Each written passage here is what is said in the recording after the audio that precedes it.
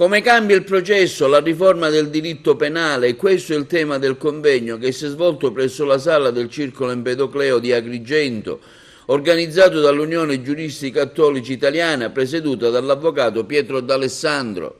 Noi giuristi cattolici, come sai, ci occupiamo prevalentemente di problematiche di diritto che abbiano interesse nazionale. La riforma Orlando, che riguarda il diritto penale, il diritto processuale penale e l'ordinamento penitenziario, è l'argomento che ci invita a nozze. Quindi forse siamo i primi a trattare questo argomento e lo facciamo oggi avendo chiamato due tecnici di grande esperienza giuridica, che sono l'avvocato Nino Caleca, avvocato penalista di grido, e il dottore Berritteri, magistrato di Cassazione. La riforma è veramente molto vasta e specialistica e abbraccia tantissimi argomenti. Tocca ambiti così importanti che servono a misurare il livello di prestigio giuridico di un paese, di civiltà giuridica di un paese. Ecco perché noi oggi ci siamo riuniti per evidenziare gli aspetti salienti di questa riforma, anche se però ci sono alcuni ambiti in cui il Parlamento ha dato i criteri di carattere generale, delegando il Governo a emettere le leggi di riferimento.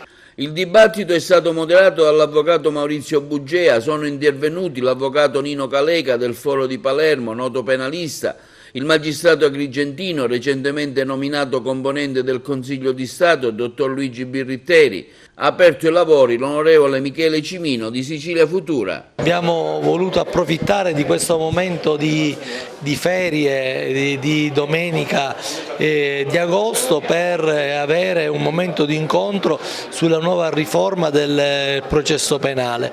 L'Unione Giuristi Cattolici è sempre molto attenta alle tematiche delle novità giuridiche sia a livello nazionale che a livello regionale, e l'avvocato Pietro D'Alessandro e l'avvocato Maurizio Bugea hanno voluto creare le condizioni con gli avvocati di Agrigento di creare questo momento di dibattito e direi di approfondimento. Il tema è un tema molto serio, tante sono le problematiche connesse oggi alla giurisprudenza penale e penso che da Agrigento possa anche venire fuori uno spunto positivo per migliorare le leggi del nostro Paese. Avvocato, lei oggi ha ritenuto di partecipare a questa interessante iniziativa dell'Unione dei Giuristi Cattolici e con la sua valutazione? No, è un'iniziativa importante perché mi spiega, diciamo così, gli aspetti fondamentali di questa nuova normativa, che secondo me sono due.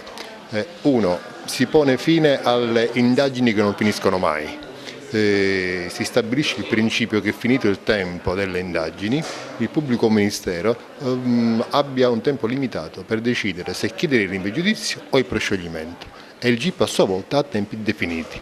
Finiscono quindi quelle indagini che durano anni e anni e anni e che riguardano anche, diciamo, e che lasciano in sospeso il cittadino per anni, per troppo tempo, per troppo tempo. Ci sono dei casi in cui addirittura queste indagini, in questo, diciamo così, senso di insicurezza è durato 5, 6, 7 anni, questo non è giusto.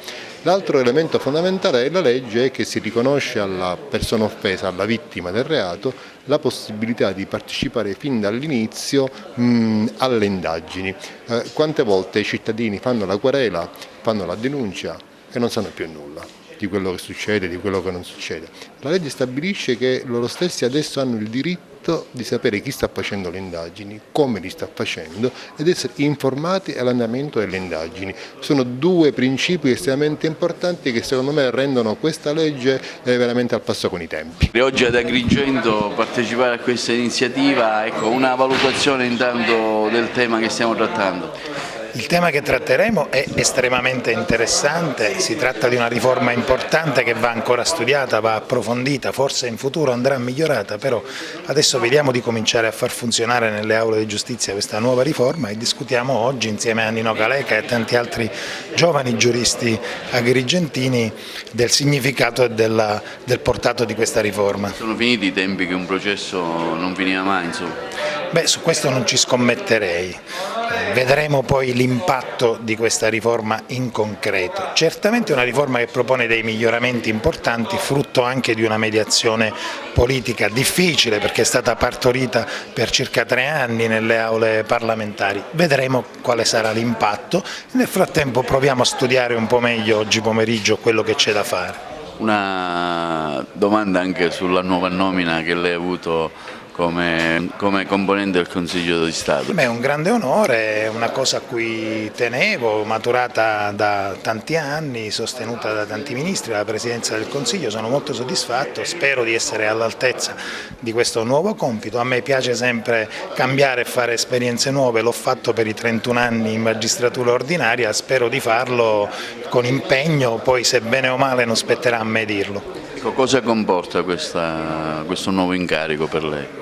Lascerò la magistratura ordinaria per transitare nelle file del Consiglio di Stato e ritengo che andrò in sezione giurisdizionale oppure in quelle consultive, sono queste 2 attività a cui si dedica questo organo di rilievo costituzionale.